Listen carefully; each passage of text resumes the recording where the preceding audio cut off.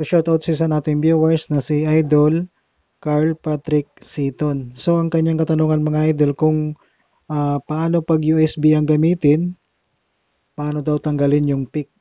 So ito mga idol pag naka USB connection tayo, naka Bluetooth connection tayo, or may ginagamit man tayong line input dito sa 6 and 7, iisa po ang ating connection dito o yung ating volume. So ang pinaka-gain nito mga idol, ito, iisa lang. So ganito ang gagawin natin idol. Pwede tayo dito magbaba ng ating gain. So pwede tayo mag-control dito, baba, taas, no, para mawala yung peak ng ating mixer.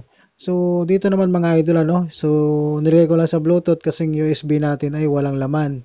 So ito lang idol para mabawasan din natin o makatulong ito para makabawas tayo ng signal na pumapasok dito sa ating mixer. So ito mga idol, kung nakikita mo yan idol, may next at saka preview So pag nilulong press natin yan, katulad nito, dito muna tayo. Ayan, so kung nakikita mo yan idol, ay volume po yan. Ayan, so may sariling volume itong ating pag naka-USB man tayo o naka-Bluetooth man tayo, may sariling volume itong ating mixer dito sa digital MP3 player niya. So, ayan ang volume niya. Pagpataasan naman natin, ito. Ayan, so baka makatulong o makabawas tayo ng ating source ng music para hindi magpipik yung ating mixer. Kasi pag nagpipik yung ating mixer mga idol, distorted ang music na pumapasok dito.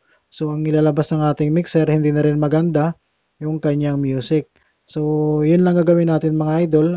Baka makatulong ito sa connection nyo na nagpipik So, pwede tayo dito magbawas sa next at saka preview dito sa ating mixer. So, ang gain mga idol, pwede din tayo magbaba dito para hindi magpipik. So, ang kailangan lang naman kasi dito natin idol, kahit mahina yung audio na pumapasok sa ating mixer, ang magpapalakas niyan yung ating amplifier.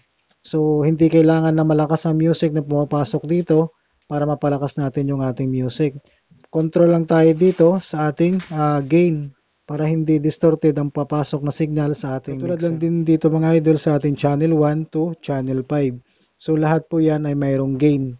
So, dito tayo mag-control sa ating gain para hindi magpipik yung ating mixer So pag nagpipik po yan, ibig sabihin malakas yung pumapasok na signal sa ating bawat channel. So ganon din yan sa ating 6 and 7, Bluetooth or mapa USB man yan. Ito po ang control niyan mga idol, itong 6 and 7. Ito yung kanyang gain. So magko-control na lang tayo dyan.